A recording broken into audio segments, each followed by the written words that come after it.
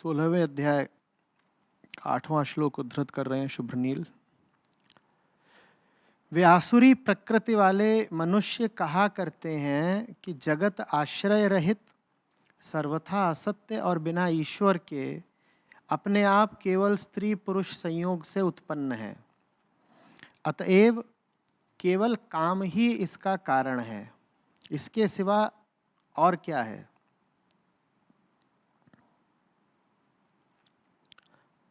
प्रणाम आचार्य जी। जगत का मूल आधार क्या है, ये नहीं जान पाने के कारण ही शायद मैं सत्य से विमुख रहा हूँ।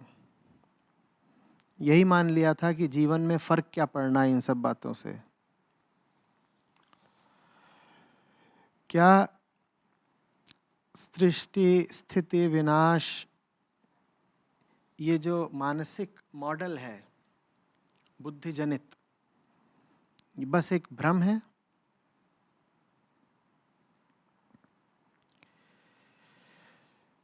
अगर ये सब भ्रम है तो ये जगत इतना प्रकट और दृश्यमान क्यों है?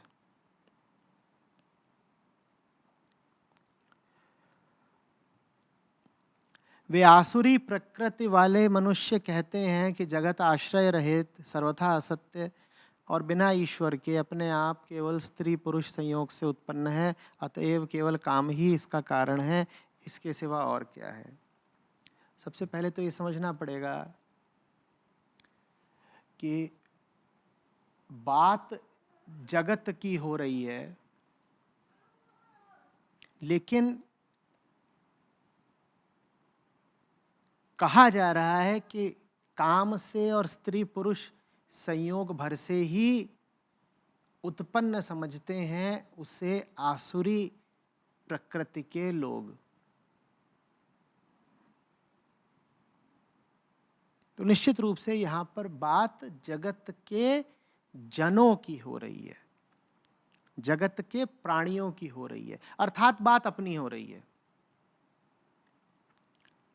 हम हैं तभी तो जगत है ना, हम हैं तभी तो जगत है। और ऐसे नहीं कि हम हैं तभी तो जगत में रहने वाले लोग हैं। हम ना हो तो कौन होगा जो कहेगा कि जगत है। जगत और जगत का दृष्टा साथ साथ चलते हैं ना।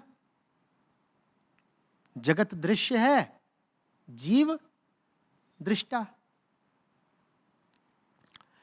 तो आसुरी प्रकृति वाला मनुष्य फिर अपने बारे में कुछ कह रहा है और कृष्ण उसकी भर्त्सना कर रहे हैं। आसुरी प्रकृति का मनुष्य अपने बारे में क्या कह रहा है? वो कह रहा है जगत आश्रय रहित है, माने मैं आश्रय रहित हूं। आश्रय रहित माने कोई है नहीं जो मुझसे ऊपर हो, जिस पर मैं आश्रित हूं, जो मेरी छाव हो कि जो मेरी बुनियाद हो। मैं बेबुनियाद हूं, मैं निर्मूल हूं। यह कह रहा है आसुरी प्रकृति वाला मनुष्य। वो कह रहा है ना, कोई परमात्मा इत्यादि नहीं, मेरी कोई जड़ नहीं है जमीन के नीचे, मैं बस उतना ही हूं जितना मैं जमीन के ऊपर दिखाई देता हूं। मेरी कोई बुनियाद नहीं है, निर्मूल हूं मैं। मूल तो सतह से नीचे होता है ना। वो कह रहे ना, मूल माने जड़ ना, मैं आश्रय रहित हूं। ना मेरे सर के ऊपर कोई है, ना मेरे पांव के नीचे कोई है, अर्थात मैं उतना ही हूं जितना ऊपर से नीचे तक दिखाई दे रहा हूं। मैं कौन? ये श्री कृष्ण कह रहे हैं जो ऐसा कहे उसे असुर जानना। जो कहे कि ना मेरे नीचे कुछ है, ना मुझसे ऊपर कुछ है, मैं बस उतना ही हूं जितना दिखाई देता हूं, सो असुर हुआ। वे आसुरी प्रकृति वाले कहा करते हैं कि जगत आश्रय रहित, सर्वथा असत्य और बिना ईश्वर के अपने आप केवल स्त्री पुरुष के संयोग से उत्पन्न है। तो वो कह रहे हैं देखो सत वगैरह कुछ नहीं, हमारा सत्वत से कोई लेना देना नहीं, सत से नहीं आए हैं हम कहां से आए हैं? वो तो स्त्री और पुरुष का संयोग हुआ तो हम आ गए। तो उन्होंने मैं कौन हूं प्रश्न का उत्तर धड़ल्ले से दे दिया है, बात निपटा दी है बिल्कुल। क्या कह के? मैं कौन हूं? मैं वो शरीर हूं जो मां और बाप की रज से पैदा हुआ है। मैं कौन हूं?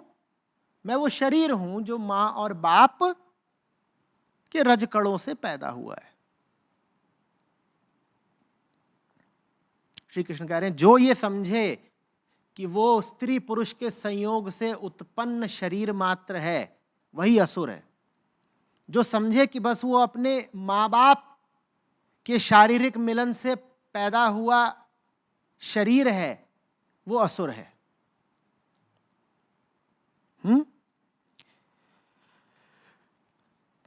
वे आसुरी प्रकृति वाले मनुष्य कहा करते हैं कि काम ही मेरा कारण है।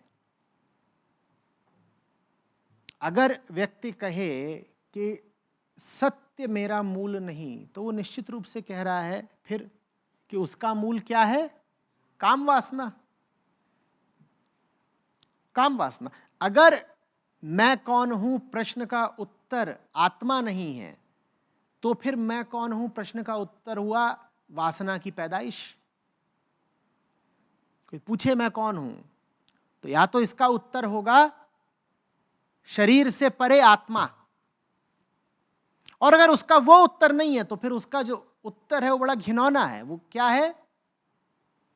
काम वासना की पैदाइश।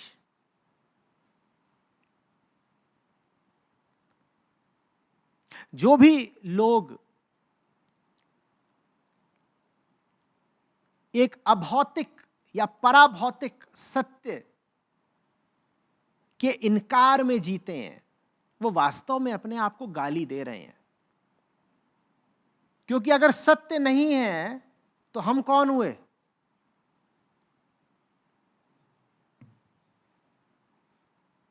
वासना का उत्पाद। पर ये उन्हें पता भी नहीं है। वो कह तो देते हैं कि मैं सिर्फ पदार्थ में और जगत में और बुद्धि में और कारण में और तर्क में और रेशनैलिटी में यकीन रखता हूं। मैं नहीं समझता कि आदमी की बुद्धि के आगे कुछ है। आदमी की बुद्धि के आगे अगर कुछ नहीं है, आदमी के मस्तिष्क से आगे अगर कुछ नहीं है, तो फिर हर व्यक्ति मात्र काम वासना का सह उत्पाद है। A byproduct of a sexual orgy.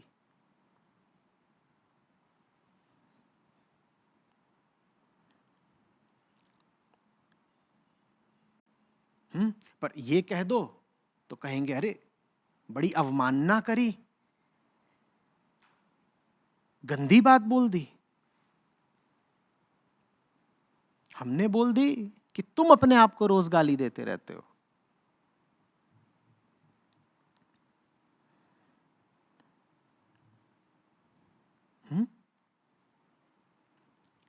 फिर पूछ रहे हैं जगत का मूल आधार क्या है? इसका उत्तर ऐसे दिया जाता है कि देखो कि आमतौर पर जिसको तुम जगत कहते हो उसको प्रमाणित करने वाला है ही कौन? फिर समझ जाओगे कि जगत का मूल आधार क्या है। जब तुम कहते हो जगत है, तुम्हें कैसे पता जगत है? तुम इंद्रियों और मन से निर्धारित तुम्हारे अलावा कोई है ये प्रमाणित करने वाला कि जगत है? तुम ना हो तो कोई बोलेगा कि ये जगत है? तो जगत का कोई स्वतंत्र या मुक्त या अनाश्रित प्रमाण है नहीं उपलब्ध। ये जो चेतना है जो जगत को देखती है, सिर्फ यही कह रही है चिल्ला चिल्ला के कि जगत है। इस चेतना के अलावा कोई नहीं आज तक कहने आया कि जगत है। ये तो ऐसी बात हो गई। अच्छा, तो माने जगत है ऐसा बस हमें लग रहा है। हाँ, बस तुम्हें ही लग रहा है। तुम ना हो तो किसी को नहीं लग रहा कि जगत है।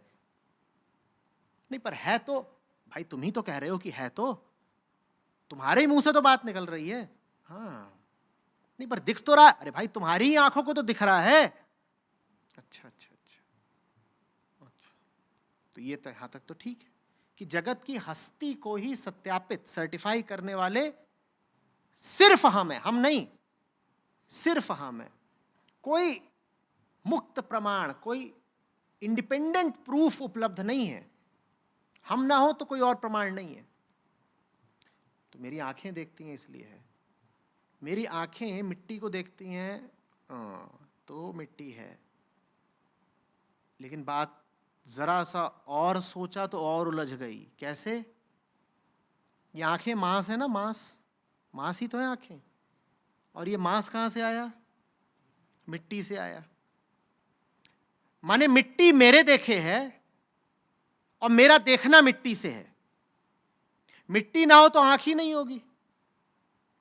आप मिट्टी को देख रहे हैं और मिट्टी को देखने वाली आंख कहां से आई? मिट्टी से आई। ठीक, आप जो कुछ भी खाते हैं वो पैदा कहां हो रहा है? मिट्टी से। तो आप देख रहे हो मिट्टी को, और जिस उपकरण से आप देख रहे हो मिट्टी को, जो बनकर आप देख रहे हो मिट्टी को, वो आया है मिट्टी से। तो ये तो बड़ा बंधा हुआ तंत्र हो गया, क्लोज्ड लूप हो गया। आप कह रहे हो मिट्टी है, मिट्टी कह रहे हो आप है। आपने कहा मिट्टी है और मिट्टी ने कहा आप है।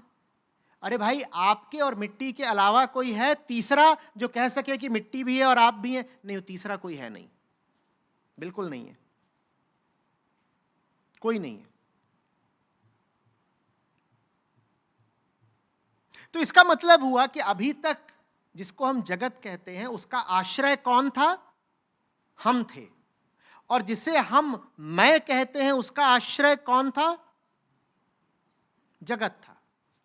ये तो बढ़िया है।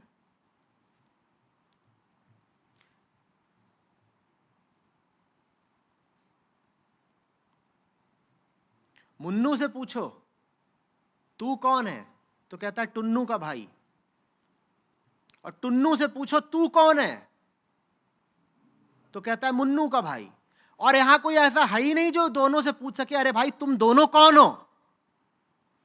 ये कोई बताने वाला नहीं है, क्योंकि ये तो दोनों जो भी हैं एक दूसरे से जुड़ा हुए हैं, बिल्कुल जुड़े हुए हैं। ये जुड़वा भाई ही हैं, मुन्नू और टुन्नू।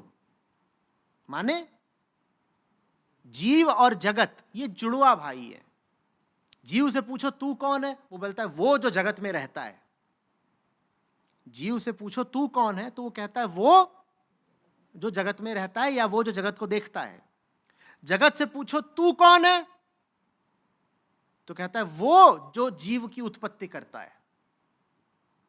मुन्नू ने कहा हम टुन्नू के भाई, टुन्नू ने कहा हम मुन्नू के भाई।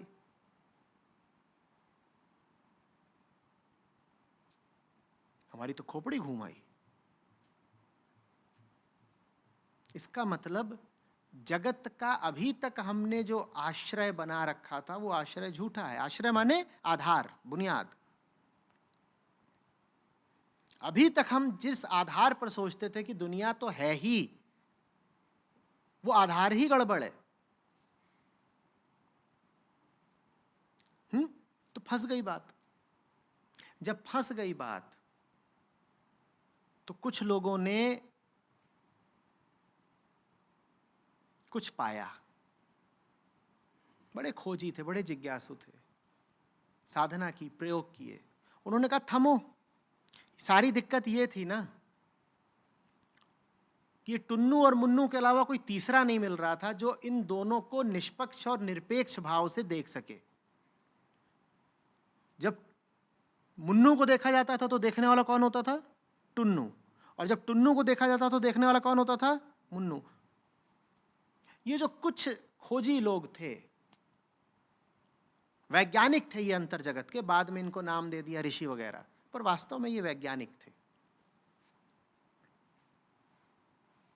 इन्होंने कहा हमें तीसरा मिल गया। उन्होंने कहा संभव है ये टुन्नू और मुन्नू दोनों को एक साथ देख पाना कोई तीसरा हो करके। उन्होंने तीसरे की तो बहुत ज्यादा बात करी नहीं, लेकिन इतना जरूर बता दिया कि ये जो दोनों हैं इनसे हटा जा सकता है। जीव और जगत दोनों से हटा जा सकता है, और हटना प्रमाणित करता है कि जीव न जगत का आधार है, जगत न जीव का आधार है। ये जो हट जाता है वो उन दोनों का आधार है, क्योंकि वो उन दोनों को देख पाता है। जीव बेचारे की बाध्यता ये कि वो देखेगा तो सिर्फ एक को, किसको? जगत को। जगत की भी बाध्यता ये, मजबूरी है कि वो देखेगा तो सिर्फ एक को, किसको? जीव को। ये जो कुछ लोग थे, इन्होंने कहा नहीं, संभव है दोनों को एक साथ देख पाना, इन दोनों को एक साथ देखा जा सकता है। इन दोनों को एक साथ देख लेने को उन्होंने कह दिया साक्षित्व, उसी का नाम दे दिया आत्मा। आत्मा के बारे में ज्यादा बोले नहीं, बोले वो बातचीत की बात नहीं है, उसके बारे में ज्यादा बोलचाल नहीं करनी चाहिए। लेकिन ये पक्का है कि ये जो दोनों हैं ये पकड़ में आ गए, ये दोनों ही अर्ध सत्य हैं, इन दोनों में ही कोई पूर्णता नहीं है, ये पारस्परिक रूप से निर्भर हैं। इन दोनों की पहचानें एक दूसरे से जुड़ी हुई हैं, इनकी कोई भी आत्मनिर्भर स्वतंत्र मुक्त पहचान नहीं है। टुन्नू मुन्नू का भाई, मुन्नू टुन्नू का भाई।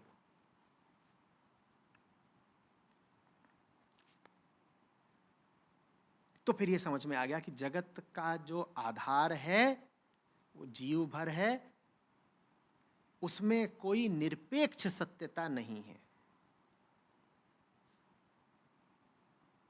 एकदम नहीं है। इससे मदद मिली। क्या मदद मिली? मदद ये मिली कि जीव जब जगत को ही सत्य जान लेता है तो वो जगत में ही चैन तलाशने लग जाता है जो उसे मिलता नहीं।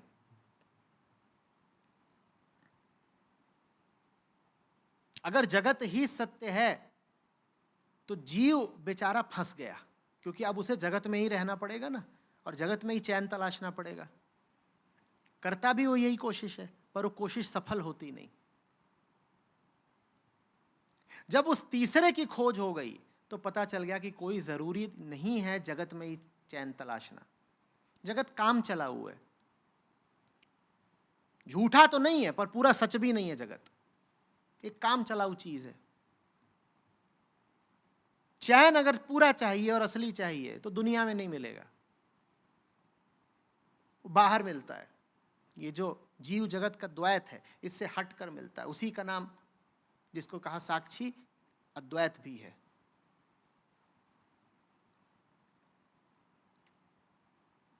आ रही बात समझ में?